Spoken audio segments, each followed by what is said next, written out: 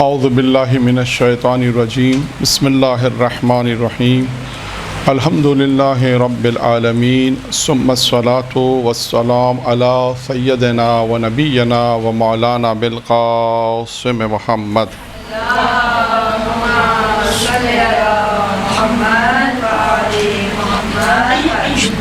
وأہل بیتہ الطیبین الطاہرین المعصومین المنتخبین المیامین اما بعد قال سبحانہ وتعالی فی کتابہ الکریم بسم اللہ الرحمن الرحیم لقد خلقنا الانسان فی احسن التقویم۔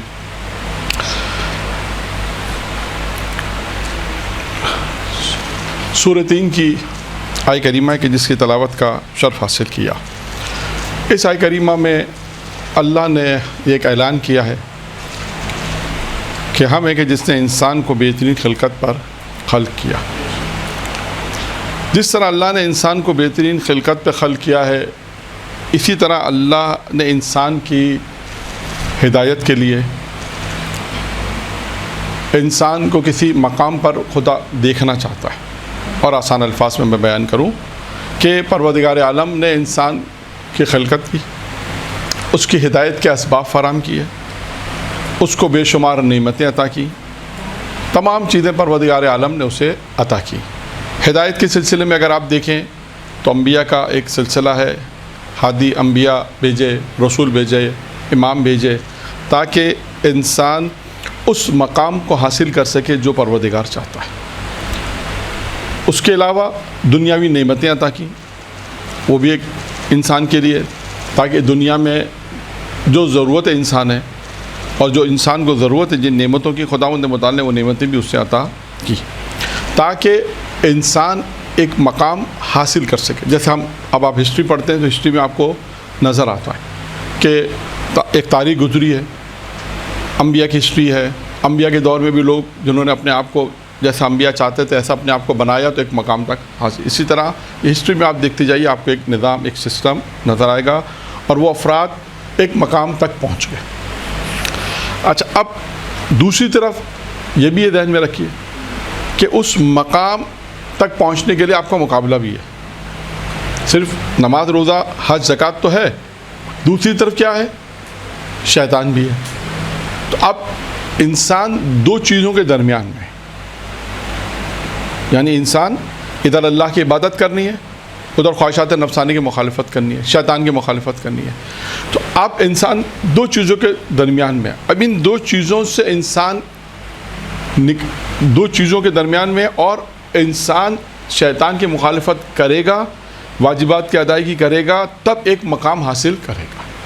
اور یہ جبکہ آپ دیکھتے ہیں اس دنیا کے اندر یہ ایک کہنا نہیں چاہیے، مشکل ہے، لیکن بالآخر ایسے لوگ ہیں جنہوں نے ایک مقام تک پہنچا۔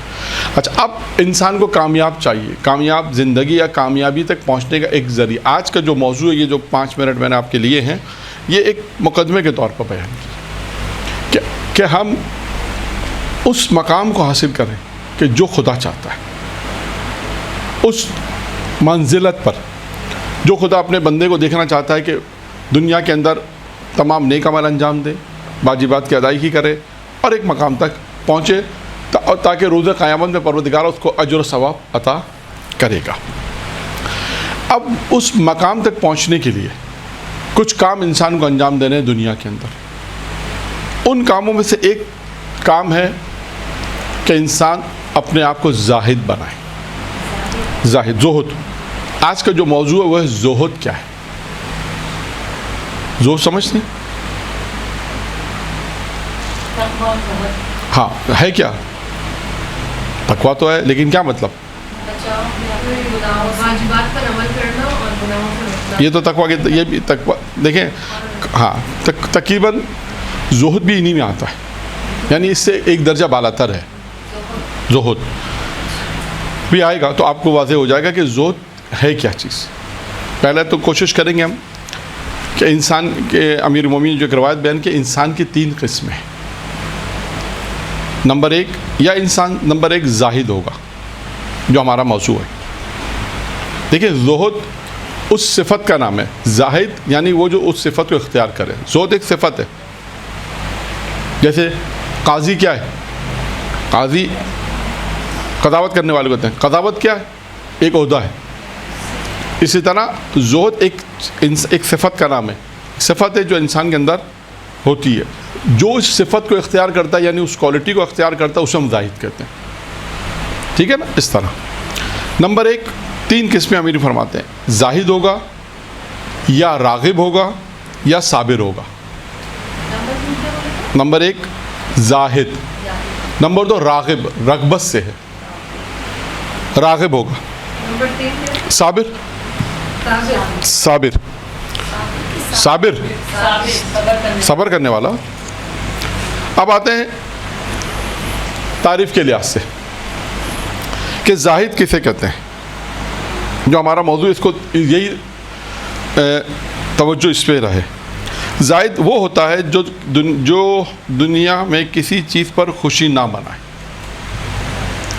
دنیا میں کسی چیز پر خوشی نہ بنائے, اور جو چیز اس کے ہاتھ سے جاتی رہے اس پر غمگین بھی نہ ہو, اس پر اسے افسوس نہ ہو, غمگین نہ ہو. زاہد وہ ہوتا ہے جو دنیا کسی چیز پر خوشی نہ بنائے, یعنی کوئی چیز اگر اس پہ کوئی چیز اس کو حاصل ہوتی ہے تو خوش نہیں ہوتا, خوب آ گئی, اس کے لیے کوئی فرق نہیں پڑتا. لیکن اگر اس کے ہاتھ سے کوئی چیز چلی جائے تو اس کو اسے غم بھی نہیں ہوتا. یہ ہے زاہد. جبکہ اس کا الٹ ہماری زندگی میں اس کا الٹ ہے. ہماری زندگی میں ہمارے پاس کوئی چیز آتی ہے تو ہم خوشی مناتے ہیں, اور کوئی چیز ہاتھ سے چلی جائے تو غم زدہ ہوتے ہیں. تو اب زاہد کی تعریف سمجھ میں آ گئی کہ زاہد کسے کہتے ہیں. ہاں, یہ بہت مختصر تعریف ہے, اور بھی چیزیں آئیں گی, زاہد کی صفات آئیں گی, چیزیں آئیں گی. ٹھیک, زاہد ہر حال میں خوش رہتا ہے, مگر رہتا ہے نہیں, ضروری نہیں ہے. جب کوئی خوشی کی بات ہو رہی ہے تو اس میں خوش نہیں ہے, اور جب غم کی بات ہے تو اس میں نہیں ہے, تو نارمل بس رہتا ہے. نارمل سے مراد ہے اس کی صفات ہے, آئے گا. مطلب ابھی 2 حدیثیں آئیں گی, بیان ہوگی, تو آپ کو پھر سمجھ میں آئے گا زاہد. کیونکہ ماہ رمضان کے حوالے سے اس موضوع کو میں نے اختیار کیا ہے کہ انسان اپنے آپ کو پاک و پاکیزہ رکھتا ہے ماہ رمضان میں, تو یہ زہد بھی انہی میں سے کہ انسان اس سے, کیونکہ دیکھیں رمضان میں انسان اپنے آپ کو کوشش کرتا ہے نا. ورنہ ابھی آپ نے دیکھا ہے کہ بہت دفعہ ایسا ہوتا ہے, جو میں نے حال ہی میں کل بھی دیکھا تھا کہ مثال کے طور پہ ایک شخص نے کہا میں روزے سے میں جھوٹ نہیں بول سکتا. مثلا میں قصہ نہیں سنا رہا, صرف ایک بات کہہ رہا, کہا میں روزے سے میں جھوٹ نہیں بول سکتا. ہاں, یہ اس کا کیا مطلب ہے, اس کا کیا مطلب ہے. تو ہمارے یہاں چلیں ایک کانسیپٹ بھی اچھا ہے, صحیح ہے, لیکن کم از کم دیکھیں اس میں ایک چیز اچھی ہے, ایک چیز بری ہے. اچھی کیا ہے کہ کم سے کم اس بات کی معرفت ہے کہ میں روزے سے ہوں اور روزے میں جھوٹ نہیں بولتے, یہ اچھی بات ہے. دوسری بات جو اس کے ذہن میں غلط ہے وہ کیا ہے کہ اگر روزہ نہیں ہوتا تو میں جھوٹ بولتا. یہ غلط ہے, یہ فارمولہ غلط ہے. ہماری اکثر آپ دیکھیے گا لوگ اکثر یہ کہتے ہیں میں روزے سے اس لیے بات نہیں کہہ رہا ہوں. اس کا مطلب یہ نہیں ہے, اس کا مطلب کیا روزے سے نہیں ہوتے تو وہ کیا بات آپ کہہ سکتے تھے. صرف رمضان کے حد تک مسلمان نہیں ہونا, بلکہ پورا سال انسان کو مسلمان رہنا ہے. خیر, اس لیے اس موضوع کا انتخاب کیا زہد کے موضوع کو کہ انسان کا یہ پتہ چلے کہ زہد کسے کہتے ہیں, زاہد کسے کہتے ہیں, اس کی کیا صفات ہیں. نمبر 1 زاہد ہو گیا. نمبر 2 کیا تھا, راغب. راغب وہ ہوتا ہے جو حرام یا حلال کا خیال نہ رکھے. حرام یا حلال کا خیال کیے بغیر اسے حاصل کرنے میں مصروف رہتا ہے. یعنی راغب وہ ہوتا ہے, وہ کہتا ہے بس میرے پاس جو چیز آ جائے, چاہے وہ حلال سے ہو چاہے وہ, فرق نہیں پڑتا. جیسے کہتے ہیں نا جو لوگ دنیا کے لیے رغبت حاصل کرتے ہیں, رغبت اسی سے ہی ہے, یہ رغبت یہی ہے.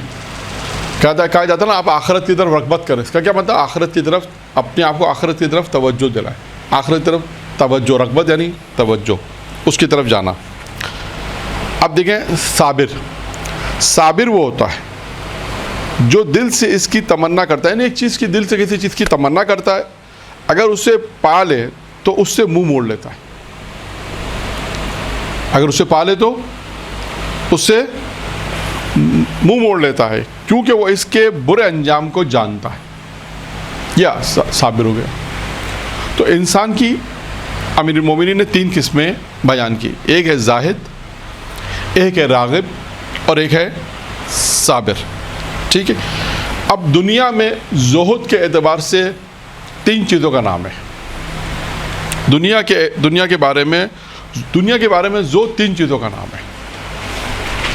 نمبر 1, آرزوؤں کا کم ہونا. نمبر 2, ہر نعمت کا شکر ادا کرنا. نمبر 3 ہے اللہ تعالیٰ کی حرام کردہ تمام چیزوں سے ہاتھ روک لینا. نمبر 2 ہے ہر نعمت کا شکر ادا کرنا. اور نمبر 3 ہے اللہ تعالیٰ کی حرام کردہ تمام چیزوں سے ہاتھ کو روک لینا. یہ روایت ہے پیغمبر اسلام حضرت محمد مصطفیٰ صلی اللہ علیہ وآلہ وسلم. بات چل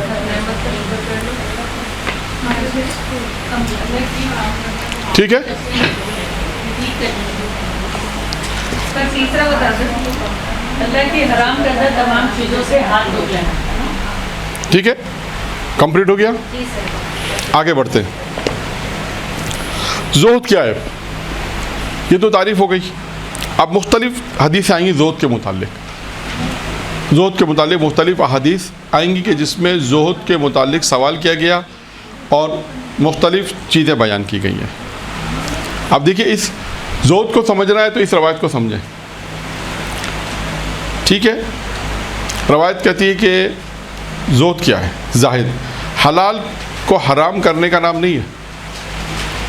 غور سے سنیے گا, حلال کو حرام کرنے کا نام نہیں, بلکہ اس بات کا نام ہے کہ تم یہ سمجھو کہ جو خدا کے پاس ہے, جو خدا کے ہاتھ میں ہے, وہ اس سے زیادہ قابل اعتماد ہے جو تمہارے ہاتھ میں ہے. اب میں اس کو اپنے الفاظ میں بیان کرتا ہوں. اب یہ حدیث ہے. ٹھیک ہے. اب اس کو اب یوں توجہ سے سنیں. میں اس کو تشریح کر دوں توجہ سے. اس آپ نے اگر لکھ لیا تو پھر سنیں. زہد کیا ہے؟ دیکھیں, حلال کو حرام کرنے کا نام نہیں ہے, بلکہ کیا ہے, بلکہ آپ یہ سمجھیں, معصوم فرماتے ہیں تم یہ سمجھو کہ جو خدا کے ہاتھ میں, توجہ رکھیں اس جملے پہ, جو خدا کے ہاتھ میں ہے وہ زیادہ قابل اعتماد ہے. کس چیز سے؟ جو تمہارے ہاتھ میں ہے. جو ہاں, یعنی اگر کوئی تعریف دوبارہ کرے تاکہ مجھے پتہ چلے کتنا سمجھ میں آیا. کوئی بیان کرے میں نے کیا بیان کیا. ایک ہاں, جو تمہارے ہاتھ میں. نہیں, پورا تعریف پوری بتائیں. زہد کیا ہوا پورا, اس کو چھوڑ دیں. آپ سمجھیں کیا یہ, تاکہ پتہ چلے کہ سمجھ میں کتنا آیا. نہیں, یہ میں پوچھنا چاہ رہا ہوں. سر, جو خدا کے جو کام ہے وہ بھی جو ہے حلال حرام کو خدا نے بتائے, جو ہم اپنی طرف سے کرتے ہیں وہ نہیں. وہ ٹھیک نہیں, میں نے جو روایت بجائی وہ بیان کیا. زہد کیا, میں نے کہا سوال پوچھا زہد کیا. حلال کو حرام کرنے کا نام نہیں ہے. ہاں, تو یہ سمجھو کہ جو خدا کے ہاتھ میں ہے وہ زیادہ قابل اعتماد ہے. کس سے؟ جو تمہارے ہاتھ میں ہے. ہاں, اب اس کو آپ سمجھائیں مجھے مزید. یہ تو روایت پڑھی, اس کو آپ ذرا سمجھائیں مجھے ذرا. یعنی جو چیز اللہ تعالیٰ کے پاس ہے وہ اس سے زیادہ اچھی ہے جو ہمارے پاس ہے. ہاں, یعنی اس کا مطلب کیا کہ انسان اس پر زیادہ بھروسہ کرے جو اللہ کے پاس ہے. یہ سمجھانا چاہ رہا. زہد یہ ہے, آپ کے ہاتھ میں جو کچھ ہے انسان اس پہ بھروسہ, دنیا میں نہیں آخرت پر بھروسہ کرے. آخرت پہ بھی. اور اس کی مثال یہ بھی کہ مثلا آپ کے پاس ابھی فرض کرے, اب تو تجارت نہیں کرتے لیکن مثال ہے 50 لاکھ روپے آ جائے, تو عام آدمی کے 50 لاکھ 1 کروڑ آ جائیں, تو 1 کروڑ پہ کتنا اعتماد کرے گا. تو معصوم فرماتے ہیں یہ اعتماد مت کرو کہ 1 کروڑ تمہارے پاس ہے, 10 کروڑ تمہارے پاس ہے, بلکہ وہ اعتماد کرو, اس پہ اعتماد کرو جو اللہ کے پاس, جو اس کے پاس ہے, یعنی اس سے بھی زیادہ. یعنی یہ زہد کی تعریف یہ سمجھا. ہم تو یہی سوچتے کوئی بھی چیز آئے کہ یہ پروردگار عالم دے, اور ہماری تو یہ اوقات ہی نہیں ہے. جب بھی کوئی چیز آتی ہے ہمیشہ یہی سوچتے ہیں. یہ الگ چیز ہے, جو میں کہہ رہا ہوں وہ الگ ہے, آپ جو کہہ رہی ہیں وہ الگ ہے, دونوں میں فرق ہے. زہد ہم اپنے ہاتھ, جو ہمارے ہاتھ میں ہے اس پر اعتبار نہیں کریں, ہاں, بلکہ جو اللہ کے پاس ہے اس پہ زیادہ اعتماد کریں. ہاں, اس پہ زیادہ اعتماد کریں. یعنی اب اس کو میں نے ایک مثال دے کے آپ کو سمجھا دیا. اب آئیے آہستہ آہستہ, کیونکہ دیکھیں تھوڑا سا مشکل ہوگا لیکن سمجھ میں آ جائے گا کہ زہد تھوڑا سا مشکل موضوع نہیں ہے, لیکن کوشش کرتے ہیں. اب امام کی ایک حدیث اور ہے, یہ بھی حدیث ہے. کہ زہد کیا ہے. امام سے پوچھا گیا. حضرت علی سے جب دنیا کے بارے میں زہد کے متعلق دریافت کیا گیا تو آپ نے کیا فرمایا؟ دنیا کے حرام سے بچتے رہو. دنیا میں جو بھی حرام ہے اس سے بچنے کا نام زہد ہے. یہ حضرت علی علیہ السلام نے فرمایا. تو زہد کیا ہے؟ دنیا کے حرام سے بچنا، یہ زہد ہے. آئیے تیسری روایت، یہ بھی حضرت علی سے. زہد کیا ہے؟ آرزوؤں کا کوتا ہونا، یعنی آرزو کا کوتا ہونے سے کیا مراد ہے؟ کوتا کسے کہتے ہیں؟ کم ہونا. ہاں، آرزوؤں کا کم ہونا اور اعمال کو خالص انجام دینے کا نام ہے. دو چیزیں بیان کی اس روایت میں. کون سی دو چیزیں بیان کی ہیں؟ خالص انجام دینے کا نام، یعنی دو کام ہیں. اب زہد اس روایت میں دو چیزیں بیان کی گئی. آپ دیکھتے جائیے کہ مختلف چیزیں آتی جائیں گی زہد میں. نمبر ایک کیا ہے؟ پہلا آگے حرام سے بچنا. دوسرا باقی دو چیزیں کیا ہیں؟ یعنی کیا مراد ہے؟ آرزو سے کم ہونے سے کیا مراد ہے؟ خواہشات نفس. انسان جتنی زیادہ خواہشات کرے یا انسان جتنی زیادہ خواہشات نفس کرے گا کہ اس کو جتنا زیادہ کم رکھے، یہ زہد ہے. یہ زہد ہے. اور دوسرا کیا ہے؟ عمل کو خالص انجام دے، یعنی اخلاص کے ساتھ عمل کو انجام، اخلاص کے ساتھ انجام دے. ٹھیک ہے. اب آئیے امام حسن علیہ الصلوۃ والسلام.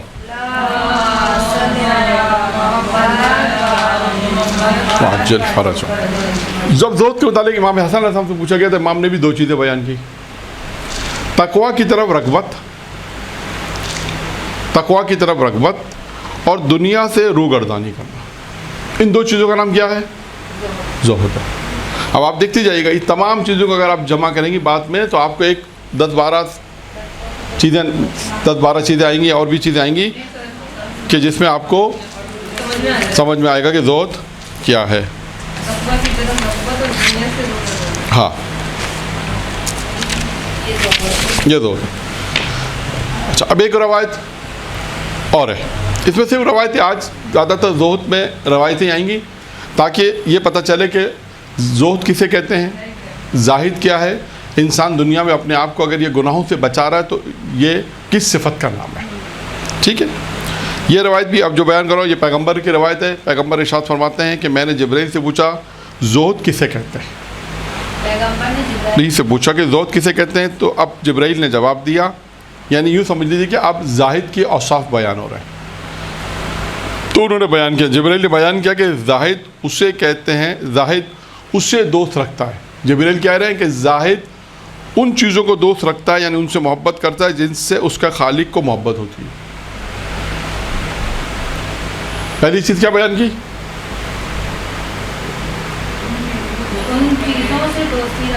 محبت. زاہد ان چیزوں سے محبت کرتا ہے کہ جن چیزوں سے اس کا خالق محبت کرتا ہے. ٹھیک ہے، یہ بالکل واضح ہے. اسی طرح دوسری چیز جبرائیل نے بیان کی، زاہد کیسے کہتے ہیں؟ کہا کہ زاہد وہ ہے کہ اس سے دشمنی رکھتا ہے جس سے خالق کی دشمنی ہوتی ہے. اب اس ان دو جملوں کو اور آسان کر دیں. کیسے آسان کریں گے؟ جی، جیسے ہم اہل بیت سے محبت کرتے ہیں اور ہم یزید سے ٹھیک ہے، کرتے ہیں، یہ مثال ہے. ٹھیک ہے. اور بھی بہت ساری مثالیں. یعنی زاہد وہ جسے خالق جن چیزوں سے محبت کرتا ہے. خالق کن سے محبت کرتا ہے؟ نماز، روزہ، حج، اہل بیت، نیکی، نیک عمل سے. پروردگار ان چیزوں سے دوست رکھتا ہے. تو کہا کہ زاہد کون ہوگا؟ جو ان چیزوں سے محبت کرے گا جس سے اس کا خالق محبت کرتا ہے، اور جن چیزوں سے اس کا خالق ان چیزوں سے دشمنی رکھتا ہے جن سے اس کا خالق گناہ ہے. ہاں، بہت دیکھیں دو جملے بہت آسان ہے. تیسری صفت بیان کی جبرائیل نے، وہ دنیا کے حلال سے دور رہتا ہے. یہ ہے زہد کی تعریف. اب آپ دیکھیں بہت مشکل کام ہے نا، حلال سے دور رہتا ہے. روزے میں تو رہتے ہیں. عام دنوں کی بات، عام دنوں میں کیا کرتے ہیں؟ وہ عام دنوں کی بات کر رہے تھے، روزے کی بات نہیں کر رہے. عام دنوں میں حلال سے دیکھیے مسئلہ یہی ابھی آئے گا کہ وہ حلال سے اپنے آپ کو کیوں دور رکھتا ہے. اور سب اس کا مطلب نہیں حرام کرتا ہے، یعنی حلال کانسیپٹ ہے. کیوں کیا ابھی آئے گا روایت میں، یا میں بیان کر دوں کہ کیوں کیا اپنے آپ کو دور رکھنے سے بلاتے کہ اتنا استعمال کرتا ہے جتنی ضرورت ہے، کیونکہ اس کا حساب دینا ہے. یعنی حلال سے بھی بچتا ہے. ہاں کیونکہ اس کے کانسیپٹ ابھی آئے گا روایت میں، یعنی اس کا میں مفہوم اس لیے بہت زیادہ کہ نہیں، حوث کے علاوہ اس کو اس خوف ہے. حوث تو ایک الگ چیز ہے، نہیں، اسے اس بات کا خوف ہے کہ مجھے اس حلال کا حساب دینا ہے. یہ بہت اہم چیز ہے، نقطہ. یہ زہد کے اندر مثال ہے.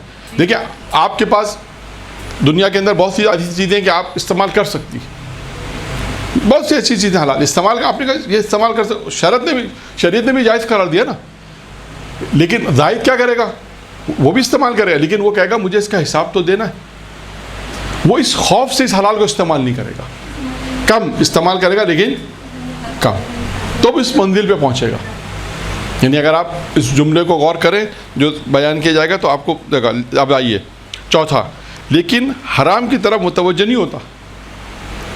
وہی کہا وہ دنیا میں حلال سے دور رہتا ہے لیکن حرام کی طرف متوجہ نہیں ہوتا، کیونکہ حلال میں حساب ہے اور حرام میں عذاب ہے. یہ آگے پوائنٹ آپ پر اب بات واضح ہو گئی. حلال میں حساب ہے اور حرام میں عذاب ہے. اب بات واضح ہو گئی.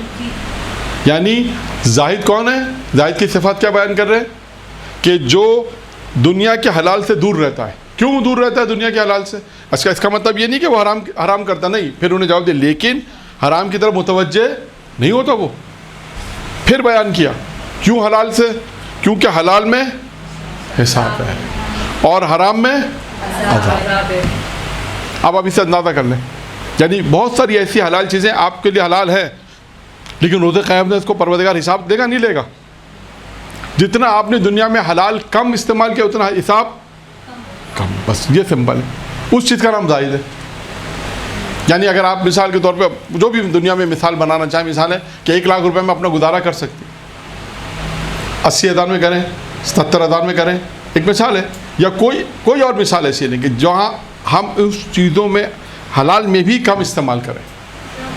کیونکہ حلال ہے تو حساب تو دینا پڑے گا. جتنا زیادہ حلال ہوگا اتنا زیادہ حساب دینا پڑے گا، جتنا حلال کم ہوگا اتنا حساب بھی. مثال کے طور پہ اپنے آپ کو آسائش کرنا. وہی مراد وہی ہے.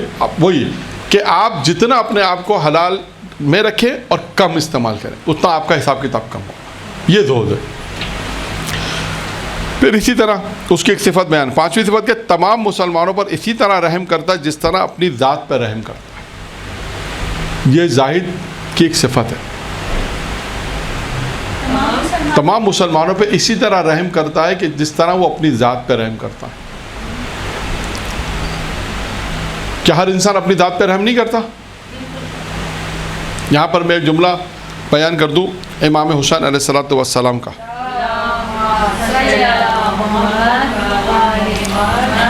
کسی نے امام حسین علیہ السلام کو خط لکھا تھا اور کہا کہ نصیحت فرمائے.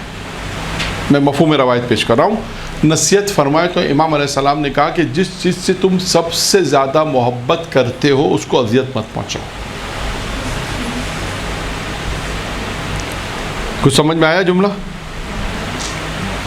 کیا کہا امام حسین نے نصیحت میں؟ کیا لکھا؟ جس چیز سے تم سب سے زیادہ محبت کرتے ہو اس کو اذیت مت پہنچاؤ. کیا سمجھ میں آیا اس سے؟ وہی تو پوچھ رہا ہوں سے. میں نے جملہ آپ کے سامنے امام حسین صاحب کی نصیحت بیان کی. امام نے فرمایا کہ جس چیز سے تم سب سے زیادہ محبت کرتے ہو اس کو تکلیف یعنی گناہ نہیں کرو. نہیں. جیسے اب ہم وقت کے امام کی وہ کریں کہ ہم چاہتے ہیں کہ ظہور کریں لیکن نہیں ابھی تک نہیں. جو جیسے آپ نہیں سمجھی وہ شخص بھی نہیں سمجھا تھا. جس کو نصیحت لکھی وہ بھی نہیں سمجھا. اس نے مولا کو لکھا دوبارہ کہ مولا یہ کیسے ممکن ہے؟ یہ تو ممکن نہیں ہے نا کہ آپ جس چیز سے محبت کریں اس کو کیسے. یہ تو خود سے، یعنی تم خود سے محبت کرو تو ایسے کام نہ کرو کہ جو تمہیں. یعنی اس کا جواب جب اس نے امام سے پوچھا مولا یہ آپ نے جو کہا ہے یہ بات سمجھ میں نہیں آ رہی، یہ تو ممکن نہیں ہے. کہنے کا مولا یہ تو ممکن نہیں ہے، جو انسان جس چیز سے محبت کرتا ہے اس کو کیسے اذیت پہنچائے گا؟ یہ تو ایسا ہو نہیں سکتا. پھر امام نے جواب میں لکھا کہ اس سے مراد کہ تم اپنی ذات کو تکلیف مت پہنچاؤ. کیوں؟ تم سب سے زیادہ اسی سے محبت کرتے ہو.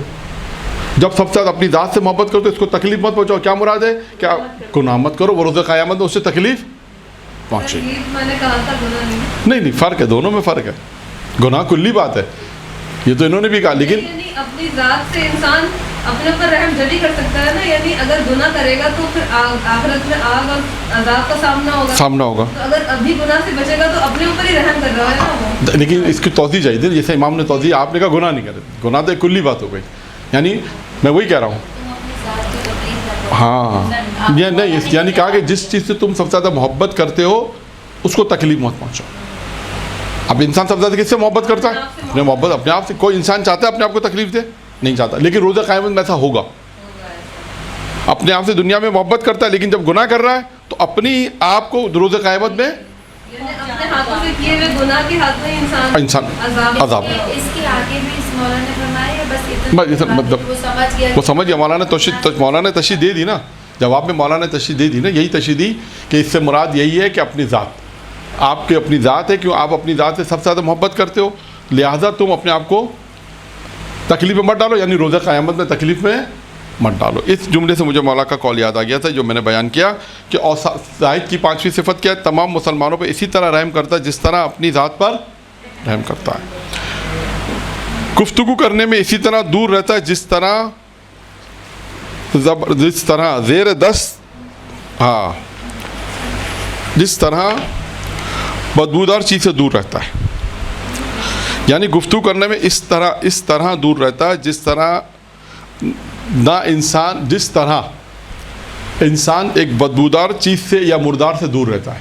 یار گفتگو کرنے میں بھی اتنا احتیاط کرتا ہے, مراد یہ ہے یہاں پہ کہ انسان گفتگو کرنے میں بھی اسی طرح دور رہتا ہے. یعنی زیادہ گفتگو نہیں کرتا. جیسے انسان بدبودار یا حیوان سے مردار سے کتنا دور بھاگتا ہے, کہ وہ گفتگو سے زیادہ دور بھاگتا ہے. یعنی سوچ سمجھ کی بات, ہاں سوچ سمجھ کی بات کرے گا یا خاموش رہے گا, نہ پہ کوئی ہاں یا خاموش رہے گا, جو زیادہ بیان کیا گیا پہلے بھی. ہاں. نمبر 7, دنیا کے مال و متاع اور اس کی زینت سے اس طرح دور بھاگتا ہے جس طرح آگ سے جو اسے گھیرے میں لے لیتی ہے. اب سمجھ میں آیا زہد کسے کہتے ہیں؟ دنیا کی زینت سے, دنیا کے مال اور متاع اور اس کی زینت, یعنی ٹوٹل دنیا میں کیا ہے؟ مال ہے, متاع ہے, زینت ہے, دکھاوا ہے, یہ ساری چیزیں دنیا کی رنگینیاں, کہ اس سے اس طرح بھاگتا ہے کہ جس طرح آگ سے جو اسے گھیرے میں لے لیتی ہے. انسان کے اگر آگ گھیرے میں لے لے تو انسان کیسے بھاگے گا؟ جلدی بھاگے گا, آگ سے اپنے آپ کو دور کرے گا. کہ وہ دنیا کی رنگینیوں سے, دنیا کے مال و متاع اور دنیا کی زینت سے اس طرح بھاگتا ہے. یہ ہے زہد. اب واضح ہوا زائد. 8واں, اپنی آرزوؤں کو کوتاہ کرتا ہے, جو پہلے آ گیا, اپنی خواہشات کو کم کرتا ہے. اور 9 اور آخری جملہ, اور اس کی آنکھوں کے سامنے ہمیشہ موت رہتی ہے. یہ حصہ ہے. یہ 9 صفتیں اوصاف کی بیان کی جبرائیل نے پیغمبر کے سوال پر. ہاں, اس کی آنکھوں میں ہمیشہ موت رہتی ہے, یعنی ہمیشہ موت کو یاد رکھتا ہے. یہ ہو جائے. ٹھیک ہے. اب آتے ہیں ایک اور روایت میں کہ جس میں یہ روایت ہے حضرت علی علیہ الصلوۃ والسلام کی.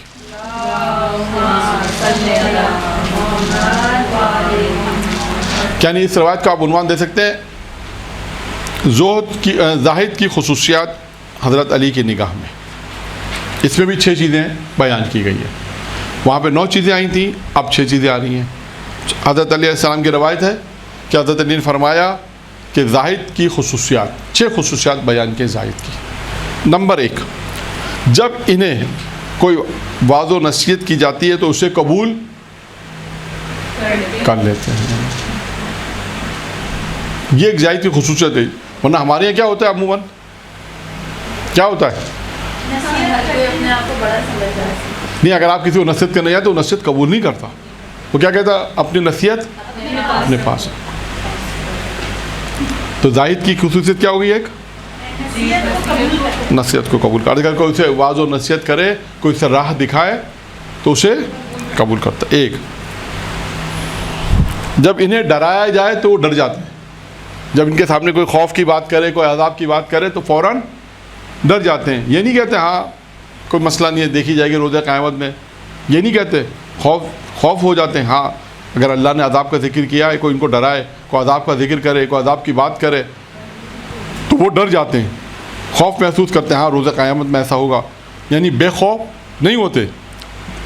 اگر کوئی انہیں ڈرائے تو ڈر جاتے ہیں. یعنی اس کی مراد کیا ہے کہ اگر کوئی ان کے سامنے خوف کی بات کرے، کوئی قیامت کی بات کرے، کوئی عذاب کی بات کرے تو وہ اسے محسوس کرتے ہیں کہ ہاں ایسا ہے، ان کے دل بہت نرم ہوتے ہیں. ایسا نہیں ہے کہ وہ کہیں کہ ہاں دیکھ لیں گے روزہ قیامت میں، اب تو نہیں.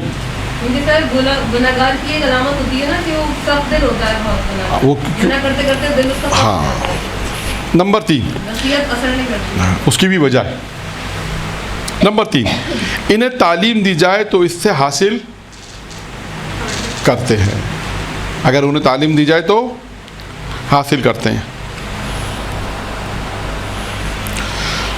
نمبر 4 اگر انہیں آسانی حاصل ہو جائے یعنی نعمت حاصل ہو جائے، اگر انہیں آسانی حاصل ہو جائے یا نعمت حاصل ہو جائے تو اللہ کا شکر ادا کرتے ہیں. اگر کسی کو نعمت ملے تو کیا کرے؟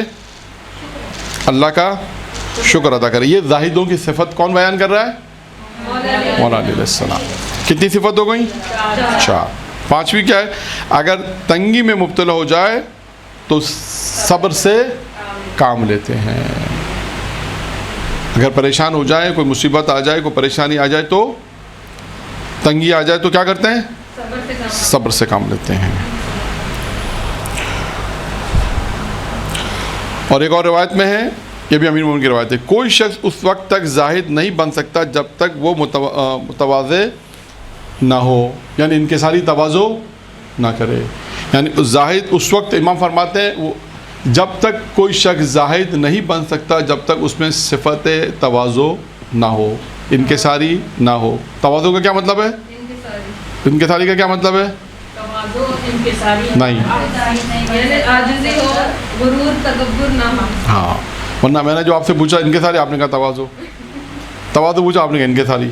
جب تک اس میں انکساری نہ ہو، یہ لکھنا ہے. ہاں، جب تک آدمی زاہد اس وقت تک نہیں بنتا جب تک اس میں انکساری نہ ہو، تواضع نہ ہو، خاشع نہ ہو، یہ تمام چیزیں. اس آپ کے سوال کا جواب ایک واقعہ ہے نا کہ کسی نے پوچھا کہ ابراہیم کا گھر کہاں ہے، تو کہا درخت کے سامنے. درخت کہاں ہے؟ کہا ابراہیم کے گھر کے سامنے. پوچھا دونوں کہاں ہے؟ کہا آمنے سامنے. آخری روایت، یہ روایت امام جعفر صادق علیہ الصلوۃ والسلام.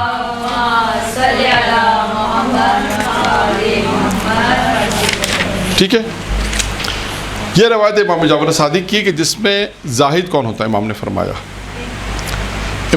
زاہد وہ ہوتا ہے کون؟ اب صفتیں بیان فرماتے ہیں امام. یہ ہیں 7 صفتیں. یہ 7 صفتیں ہیں کہ آپ اس میں دیکھیں. امام فرماتے ہیں زاہد وہ ہوتا ہے جو دنیا پر آخرت کو ترجیح دیتا ہے. جو دنیا پر آخرت کو ترجیح، دنیا پر آخرت کو آخرت پر ترجیح دے. ایک ہی بات ہے. نہیں، آخرت کو ترجیح دینا ہے. دنیا کو آخرت پر ترجیح دے. جو دنیا پر، یعنی یہ ہوگا جو دنیا پر آخرت کو ترجیح دے گا وہ زاہد ہوگا نا. یعنی اس کی نگاہ میں ہر وقت کیا ہوگی؟ آخرت. یہاں پہ ایک روایت بھی معصوم کی کہ اس وقت تک ایمان کامل نہیں ہوتا. 5ویں امام کے غالباً روایت ہے کہ جس میں آپ نے فرمایا اس وقت تک ایمان کامل نہیں ہوتا جب مومن کے سامنے 2 عمل آ جائیں، 2 امور ہوں، ایک دنیا ایک آخرت. کہ وہ دنیا کے مقابل میں آخرت کو ترجیح دے گا. یعنی ایمان کامل ہونے کی علامت میں بھی یہ ہے. یعنی اب دیکھیں یہ تمام روایتیں جو ہم پڑھ لیں، اس کا پریکٹیکل کہاں پر ہوگا؟ دنیا میں ہوگا. لیکن بشرطے پہلا اس تمام چیزوں کو جو ہم نے انشاءاللہ پڑھی ہے، خدا سے دعا ہے کہ عمل کرنے کی توفیق عنایت فرمائے. تو آپ اس کو انشاءاللہ اس روایت کو مکمل کرنے کے بعد آپ دیکھیے گا کہ پھر آپ کے سامنے زہد کی تعریف سمجھ میں آئی، زاہد کے اوصاف سمجھ میں آئیں گے. پھر انسان یہ دیکھے کہ ہم کہاں کھڑے. سب سے اہم سوال یہ ہے کہ انسان یہ دیکھے کہ میں کہاں پر ہوں. بس یہ مہم ہے. ہاں، تو زاہد کسے کہتے ہیں؟ نمبر 1 جو دنیا پر تو چلیے جو عزت کو ترجیح دے گا ذلت پر. خود عزت کو ترجیح دے گا. عزت کو ترجیح. جو عزت کو ترجیح دے گا ذلت پر, اس کے سامنے عزت اہم ترین چیز ہوگی. اس کے سامنے خدا نہ خواستہ وہ ذلت کو پسند نہیں کرے گا, وہ عزت کو پسند کرے گا. نہیں بعض اوقات نہیں ایسا نہیں ہوتا. بعض اوقات لوگ ہوتے ہیں جن کو اپنی عزت کی فکر نہیں ہوتی, جھوٹ بولتے ہیں, کاروبار میں بےمانی کرتے ہیں. ایسے بہت سے لوگ ہیں. لوگ کہتے ہیں آپ کی عزت جائے گی, تو کہنا جانے دو کہتے ہیں. اور بہت سے لوگ ہیں, مورد نہیں بیان کر رہا, یعنی بہت سے لوگ ہیں کہ آپ دیکھیں کاروبار کے اندر بالخصوص, یا بہت سی ایسی جگہیں جہاں انسان جھوٹ بولتا ہے. اچھا جہاں پتہ بھی ہے کہ عزت جاری, کچھ کام ایسے انسان کرتا ہے کہ لوگ کہتے ہیں اس میں آپ کی عزت چلی جائے گی, کہ چلی جائے. تو وہ مذاق میں جملہ کہتے ہیں, وہ جملہ بھی کہتے ہیں پیسہ تو آتے, کہہ رہے ہیں عزت تو آتی جاتی چیز ہے. جبکہ ایسا نہیں ہے. عزت بہت عرصے بعد انسان کو ملتی ہے, یاد رکھیے گا. انسان عزت بہت محنتوں سے بناتا ہے کسی مقام پر جب پہنچتا ہے, اور عزت شاید 5 منٹ بھی زیادہ بڑا جملہ, 1 منٹ میں عزت ختم ہو جاتی ہے. 1 منٹ نہیں لگتا. وہ 25 سال کی جو اس نے عزت بنائی ہوتی ہے, یعنی اللہ نے اسے عزت دی ہوتی ہے, اس نے اپنے آپ کو اس طرح بنایا اور اس مقام پر جب پہنچا, اور کوئی ایسا کام کرتا ہے, خدا نہ خواستہ کوئی ایسا کام کرتا ہے جو جیسے ایک شخصیت ہے, عالم ہے مثال کے طور پر, کوئی عہدیدار ہے بڑا, کوئی منصب پہ بڑا ہے, یا کوئی شخصیت معاشرے کی ہے, علاقے کا کوئی آدمی ایسا ہے جو یعنی ایک مقام رکھتا ہے جس کی عزت ہے معاشرے میں. کوئی خدا نہ خواستہ وہ ایسا کام کرتا ہے کہ جس سے اس کی عزت چلی جاتی ہے, جب لوگ ذلت میں بدل جاتی ہے. کوئی ایسا کام, کوئی ایسی حرکت, حتیٰ بعض اوقات تو کام بھی مشکل ہے, خدا نہ خواستہ آپ نے کوئی ایسی حرکت کسی نے کر دی جس سے انسان کی عزت پہ حرف آتا. تبھی دیکھیں عزت بہت بڑی چیز ہے. خود عزت ایک موضوع ہے, یعنی روایتوں میں بھی آیا ہے, اور کہ عزت, انسان اپنی عزت اور آبرو کو بچائے, کوئی ایسا کام نہ کرے جس سے انسان کی عزت چلی جائے. عزت بہت اہم ہے, بنتی بہت مشکل سے, یہ بھی یاد رکھیے, میں نے کہا بنتی بہت مشکل سے لیکن جاتی بہت جلدی ہے, آسانی سے, یاد رکھیے گا. تو وہ عزت پر ذلت کو ہمیشہ ترجیح, وہ اس کے نگاہ میں زاہد وہ ہوتا ہے جو ہمیشہ عزت کو ترجیح دے گا. اس کے نگاہ میں ہمیشہ مقام ہوگا, یعنی مقام جو اللہ نے اسے دیا ہے اس عزت کو ترجیح دے گا. اس کے مقابلے میں خدا نہ خواستہ کوئی ایسا کام آ رہا ہے جس سے ذلت ہوگی, اس کام کو چھوڑ دے گا, کہے گا اس کام میں ذلت, اس کام میں میری عزت خراب ہو رہی ہے, میں اس کام کو انجام نہیں دوں گا. یہ چیز ہے. تو وہ پہلی چیز ہے, آخرت کو ترجیح دے گا دنیا پر, میں آسان الفاظ میں بیان کروں, اور عزت کو ترجیح دے گا ذلت کے اوپر. پھر امام فرماتے ہیں وہ سعی اور کوشش, کام کرنے کو ترجیح دے گا آرام اور راحت کے اوپر. آرام اور راحت کے, وہ کوشش کو ترجیح دے گا زیادہ. سعی اور کوشش یعنی کوشش کرنا, محنت, یعنی محنت کو ترجیح دے گا آرام اور راحت پر. راحت پرست نہیں ہوگا. یہ ہے نا آدمی آرام پرست, آرام طلب ہے, نہیں, وہ آرام طلب نہیں ہوگا, بلکہ وہ کیا کرے گا, وہ کوشش اور محنت کو ترجیح دے گا کس کے اوپر, آرام کے اوپر, آرام کو ترجیح دے گا. اور نمبر 4, سیر ہونے پر, سیر یعنی پیٹ بھر کے کھانا, سیر نہیں, سیر ہے, سیر نہیں ہے, فتح کے ساتھ نہیں ہے, سیر ہے, سیر کہتے ہیں اسے. پیٹ بھر کے کھانے پر بھوکا رہنے کو ترجیح دے گا, یعنی بھوک کو ترجیح دے گا پیٹ بھر کے کھانے پر. چلے اس کو اور آسان کرو, بھوک کو ترجیح دے گا, بھوکے رہنے کو ترجیح دے گا پیٹ بھر کے کھانے پر. شکم خوری جسے کہتے ہیں, شکم پوری, ہاں, شکم سے.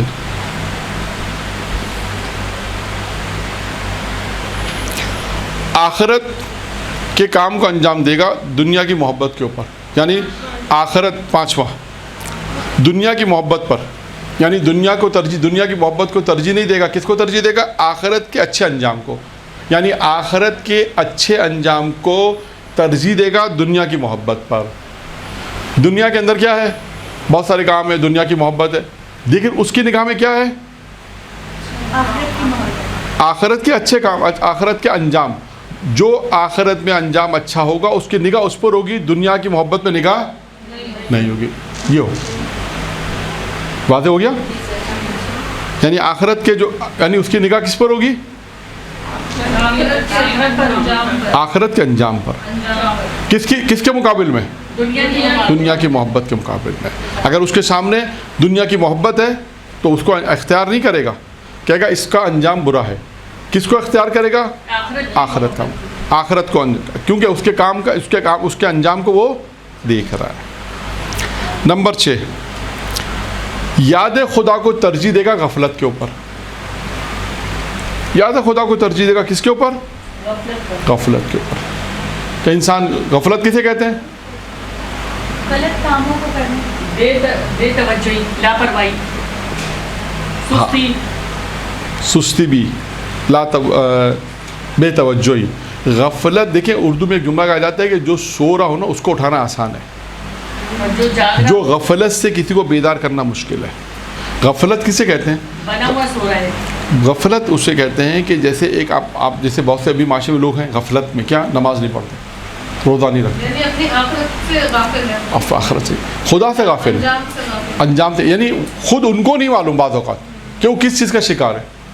یعنی کیونکہ آپ لوگ وہ کہاں جا رہے ہیں؟ ہاں کیونکہ آپ لوگوں نے پڑھ لیا، جنہوں نے دین پڑھا انہیں معلوم ہے کہ یہ غفلت کا شکار ہے۔ غفلت یعنی وہ بھی غفلت کی نیند میں، یعنی وہ نماز پڑھو، کہا اللہ معاف کرنے والا ہے، کہا روزہ رکھو واجبات ہے، کہا اللہ روزہ کیسے، اللہ نے کھائی، کم خمس ادا کرو، واجبات کرو، نہیں بس اللہ معاف کر دے گا۔ اس سے کہتے ہیں غفلت کی نیند، غفلت میں۔ اور شاید بعض اوقات یہ بھی کہہ سکتے ہیں وہ خود اس بات کا علم بھی نہیں رکھتے، علم نہیں رکھتے ہیں، صحیح بات ہے، یعنی ان پر اثر نہیں ہے۔ نہیں، اثر ایک الگ چیز ہے۔ ایک دفعہ ہے کہ اثر کب ہوگا جب آپ اسے سمجھا رہے ہیں اور نہیں سمجھ رہے تو کہتے ہیں اثر نہیں رکھتے۔ یہ بے توجہی سے بھی بالا تر ہے۔ دیکھیں بے توجہی سے بھی بالا تر ہے۔ بے توجہ کا مطلب کیا ہوتا ہے کہ ایک دفعہ آدمی متوجہ ہے، توجہ نہیں دے رہا، ایک دفعہ توجہ، اس سے بھی بالا تر ہے۔ غفلت کا مطلب ہے انسان کہتے ہیں بیداری نہیں ہے، دنیا میں ہے، شاید اس کو ہم تعبیر کریں زندہ لاش، زندہ لاش ہے، نہ نماز، نہ روزہ، نہ حج، نہ زکوٰۃ، نہ امر معروف، نہ دین، نہ پرواہی نہیں، کہ نہ حلال نہ حرام کچھ، اسے کہتے ہیں غفلت کی نیند سو۔ یہ غفلت، تبھی وہ جو میں نے اردو میں جملہ کہا نا کہ جو لوگ سو رہے آپ اس کو اٹھا سکتے ہیں، یہ لوگ غفلت کی نیند میں، ان کو اٹھانا مشکل ہے۔ اچھا بعض اوقات آتے بھی ہیں، ایسا نہیں ہے، خود ایک موضوع انشاءاللہ پتہ نہیں میں نے بیان کیا نہیں کیا، وہ کون سی چیزیں جو انسان کو غفلت سے بیداری میں لے کر آتی ہیں، 9 چیزیں ہیں، پھر بتائیں گے انشاءاللہ کبھی درس میں، کبھی یا اسی رمضان میں اگر موقع ملا تو دیکھتے ہیں۔ دونوں فارسی کی ہیں، اتفاق کی بات ہے، اردو میں ہوگی مجھے نہیں معلوم، میں نے اتفاق سے دونوں کتابوں سے جو مطالعہ کیا ہے دونوں فارسی کی ہیں، ان دونوں کتابوں سے چیزیں جمع کی ہیں۔ ایک استاد ہیں ڈاکٹر رفیع، ایران کے بہت مشہور ممبری ہیں ڈاکٹر رفیع، ان کی ممبر چھپے ہیں فارسی میں ہی ہیں، تو اس کتابوں میں انہوں نے بہت اچھے ممبری ہیں، بہت زبردست باتیں کی ہیں اس میں، تو انہوں نے اس میں ایک جگہ پر غفلت سے بیداری کی کچھ چیزیں علامتیں بیان کی۔ ایک اور کتاب ہے اس میں بھی انہوں نے غفلت سے بیداری کی چیزیں بیان کی، تو ان دونوں کتابوں سے کمبائن کر کے جو چیزیں تقریباً بنی ہیں وہ 8-9 چیزیں ہیں۔ دیکھتے ہیں انشاءاللہ، تیاری کے اوپر ہے، ایک اور موضوع بھی اگلے ہفتے دوسرا موضوع بھی ہے، خیر دیکھتے ہیں کہاں تک پہنچتے ہیں۔ نمبر 6 یاد خدا کو ترجیح دے گا غفلت کے اوپر۔ نمبر 7 آخر ہے، اس کی جان تو دنیا میں ہوتی ہے لیکن دل آخرت میں ہوتا ہے۔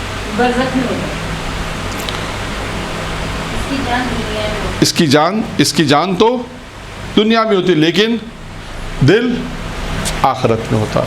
یہ 7 چیزیں تھیں زاہد کے متعلق جو امام جعفر صادق علیہ الصلوۃ والسلام نے ارشاد فرمائی۔ درود پڑھے محمد و آلہ